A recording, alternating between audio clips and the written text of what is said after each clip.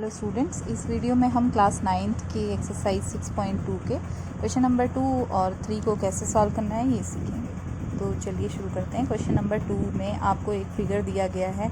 इसमें आपको रेखा A B समांतर रेखा सी डी और रेखा सी डी समांतर ई एफ दी गई है और y/z=3:7 दिया हुआ है। अब आपको x, y और z का मान इसमें ज्ञात करना है।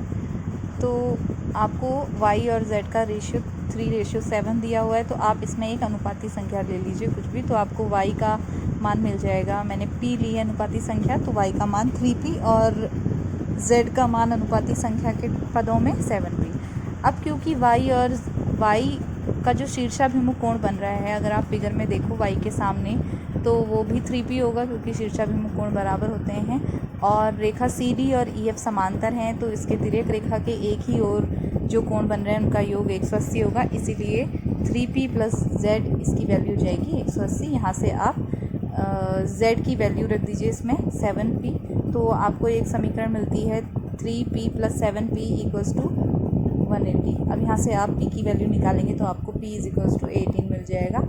तो जैसे ही p मिल रहा है आपको, आप y भी निकाल सकते हैं और z भी निकाल सकते हैं। तो दोनों वैल्यूज़ मैंने यहाँ निकाली हैं।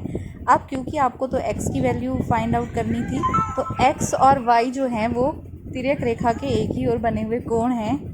ए बी और सी डी समांतर रेखाएं हैं, इसको जो तिर्यक रेखा काट रही है उसके एक ही ओर x और y बने हुए हैं, तो x + y = भी 180 डिग्री होना चाहिए। तो यहाँ पर आप y की वैल्यू रख दीजिए, तो आप x की वैल्यू निकाल पाएंगे। x आपको मिल जाएगा 126।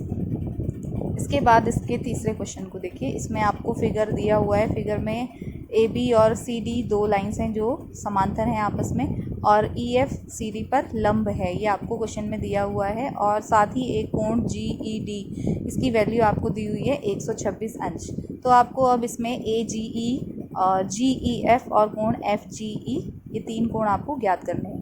तो सबसे पहले आपको ये दिया हुआ है, क्योंकि E F perpendicular C D या ई एफ सी डी पर लंब है, तो दो कोण तो आपको इसमें पहले मालूम चल जाते हैं। कौन कौन से कोण? एफ ई डी और एफ ई सी, ये दोनों 90 अंश के होंगे क्योंकि एफ ई तो लंब है। अब इसके बाद आपको ज्ञात करना है कोण जी ई एफ। जी ई एफ को ध्यान से देखिए। जी ई एफ कोण जो है वो जो त्रिभुज बना हुआ है उसके अंदर का कोण है। अब इसको कैसे निकालेंगे? देखिए, सबसे पहले आपको जो कोण जी ई डी दिया हुआ था वो 126 अंश का दिया था। उसको जी ई डी को अगर आप देखें तो वो दो कोणों से मिलकर बना है, जी ई एफ और एफ ई डी। तो इसीलिए हमने जी ई डी को लिख दिया है कोण जी ई एफ धन कोण एफ ई डी। तो यहाँ से हमें एक इक्वेशन मिलती है, इसमें आप एफ ई डी की वैल्यू रख देंगे। एफ ई डी 90 अंश है, तो यहाँ से जी ई एफ आप आसानी से निकाल पाते हैं। जी ई एफ 6 डिग्री आपको मिल जाता है। इसके बाद आप फिगर को देखिए, तो कोण ए जी ई और कोण जी ई डी, ये क्योंकि ए बी और सी डी को जी तिर्यक रेखा काट रही है, तो ये जो कोण बन रहे हैं ये एकांतर कोण बन रहे हैं, तो ये आपस में बराबर होंगे। इसलिए कोण ए जी ई की वैल्यू भी 126 हो जाएगी कोण जी ई डी के बराबर। तो इस तरह से कोण ए जी ई भी आपको मिल जाता है। उसके बाद आपको ज्ञात करना है इसमें कोण एफ जी ई। तो एफ जी ई को अगर आप देखो तो एफ जी ई सी के एकांतर कोण हैं ये दोनों, तो ये दोनों आपस में बराबर होंगे। तो हमने कोण एफ जी ई बराबर कोण जी ई सी ले लिया है। अब अगर आप कोण जी ई सी को देखो तो ये कैसे मिल रहा है हमको?